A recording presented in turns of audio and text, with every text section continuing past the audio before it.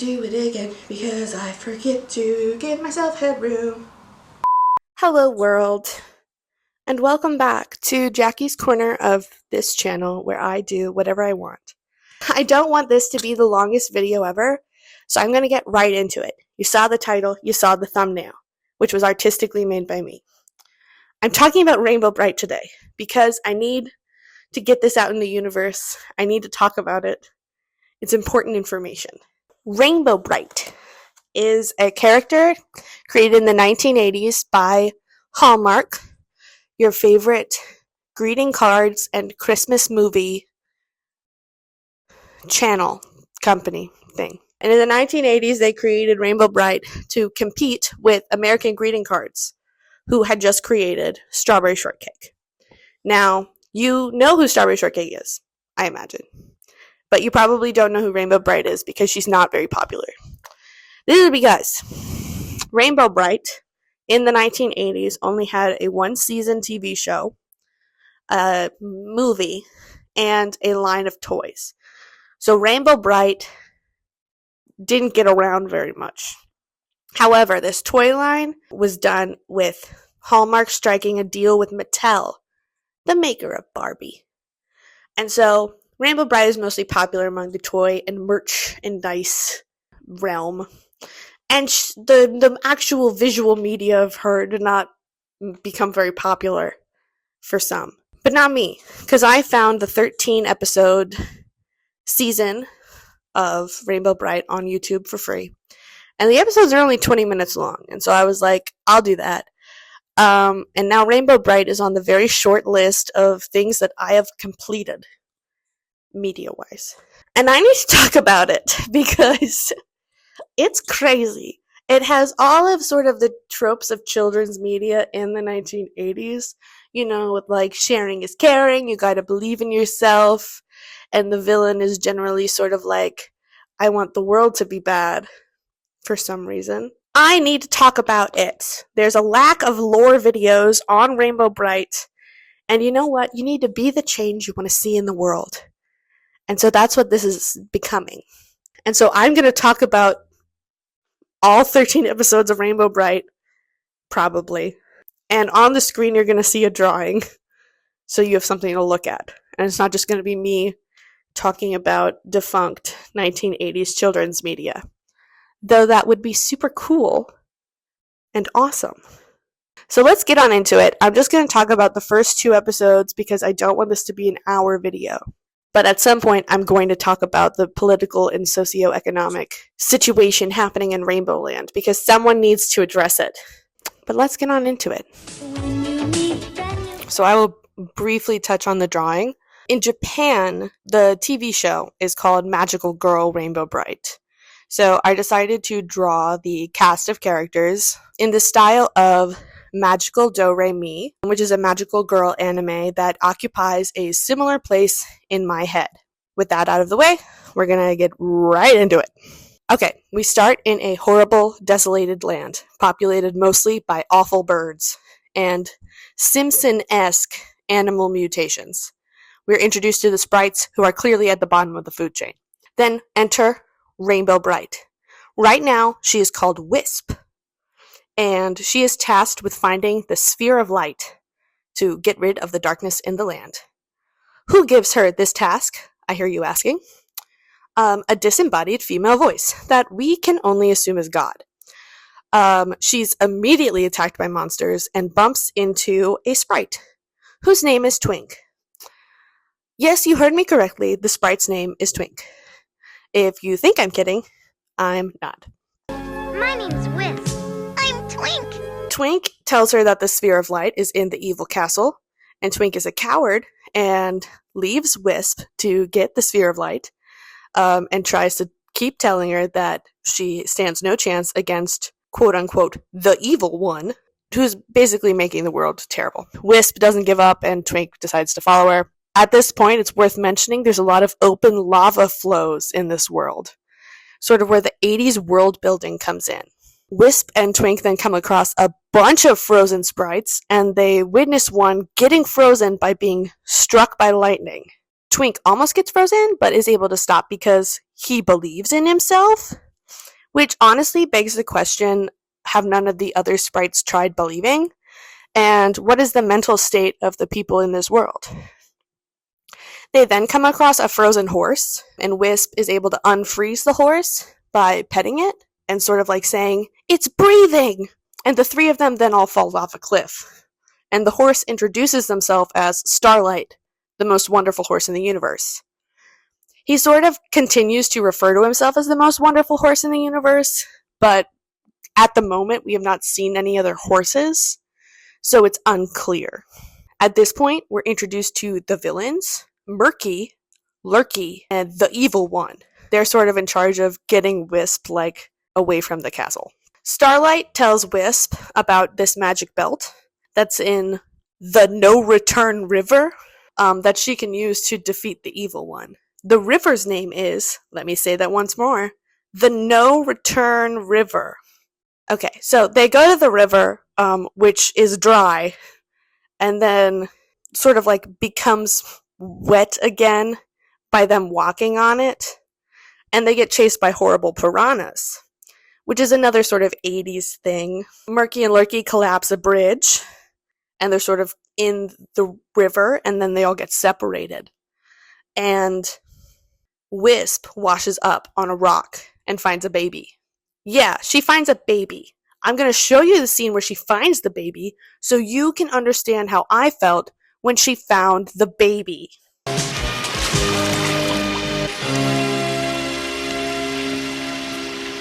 baby! The trio goes to a cave to find shelter. And while they're in the cave, lo and behold, they find the color belt. It's very cute little belt. Iconic little stamp of belthood. Curtains down on part 1. Curtains up on Beginning of Rainbow Land part 2, episode 2. We go to the villains, Murky and Lurky. They are berated by the Evil One, who is now being called the Evil King of Shadows. And they reveal that they have a super gloom machine to discourage Wisp and sort of keep her away from them. The color belt then activates. We're back to our main characters, by the way. The color belt activates and it releases messages from the Color Kids. Who are the Color Kids? The Color Kids are the keepers of the star sprinkles, which the sprites mine in the Color Cave. They were banished to the 7 corners of the land, and the wearer of the color belt is the one and only person who can set them free. Does that make any sense to you? Because that's the word-for-word message that they gave to Wisp. It seems to make sense to her. The 3 of them are sort of smoked out of the cave with the super glue machine I mentioned earlier, and they escape to a different cave, sort of an interconnected cave system, and they find the first color kid, Red Butler. His personality is boy. And they're able to free him incredibly easily. They then go on to find the other color kids.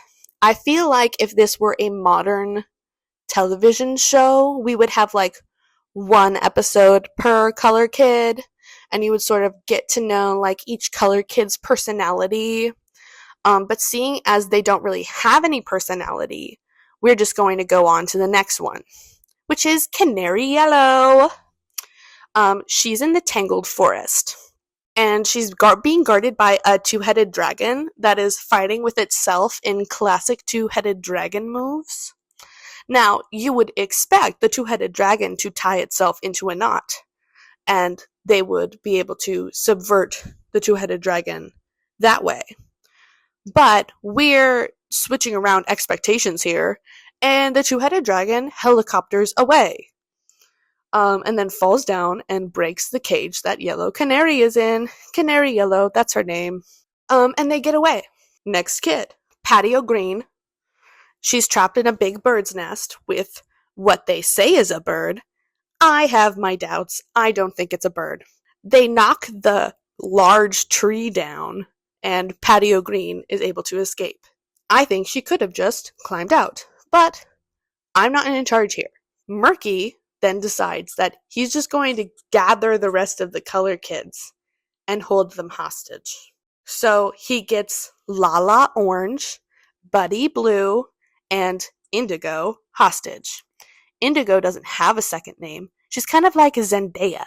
Okay, so Wisp and company chase after them, and they are able to free them by distracting Lurky with star sprinkles. Now, I feel like I have to note here that Buddy Blue is then replaced by Patio Green in the animation, and they never address it again. Buddy Blue has like 0 screen time at all, and they rescue Patio Green twice for some reason. This is never addressed, and I don't like that. Okay, now there's one more kid to rescue. But wait, I hear you say, where's the baby? Murky and Lurky took the baby hostage, and Wisp is really dedicated to rescuing this baby before finding the other colored kid. The baby is getting held in the evil castle, and so Wisp is able to go through the back door and look for this baby.